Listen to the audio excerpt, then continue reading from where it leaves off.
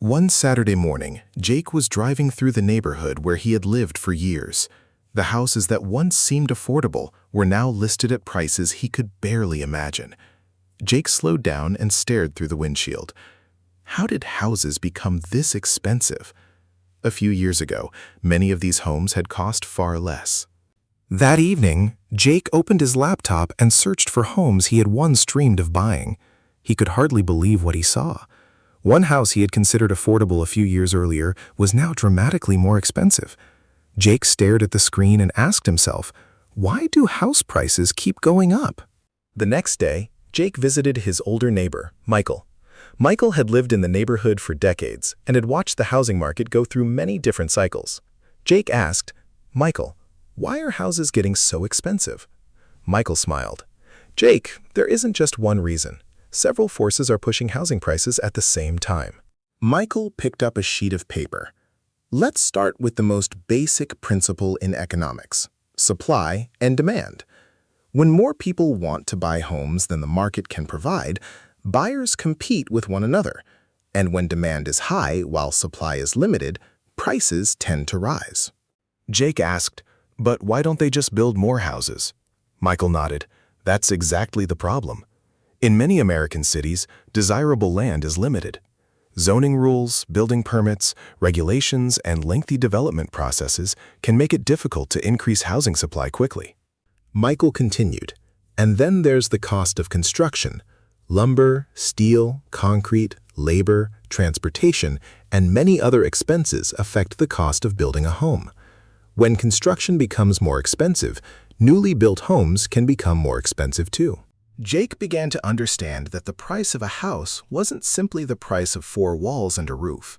It also reflected land, materials, labor, permits, infrastructure, and many hidden costs. But Michael told him there was another major factor: interest rates. Michael explained, when mortgage rates are low, monthly payments can become more affordable for many buyers. That can encourage more people to enter the housing market. When more buyers compete for a limited number of homes, prices can come under additional upward pressure. But Michael warned Jake, interest rates don't stay low forever.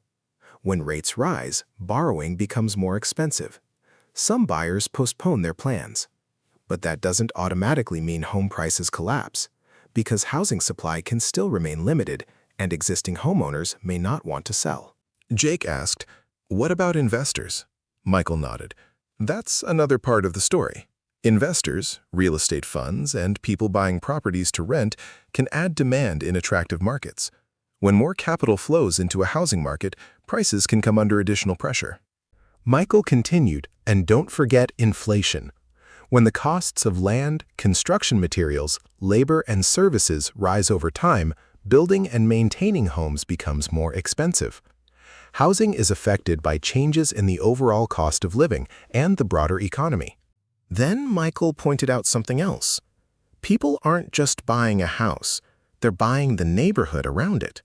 A home near good schools, hospitals, parks, transportation, and major employment centers can be more desirable. As an area becomes more attractive, demand for housing there can increase. Jake finally understood. House prices weren't simply about the house itself. They were influenced by land, supply and demand, construction costs, interest rates, investment, infrastructure, jobs, and people's expectations about the future. Jake asked, so can house prices ever go down? Michael answered, of course, real estate markets can decline. They can also stagnate for years.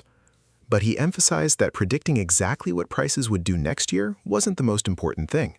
What mattered was being financially prepared enough to avoid making desperate decisions. Jake started making a plan.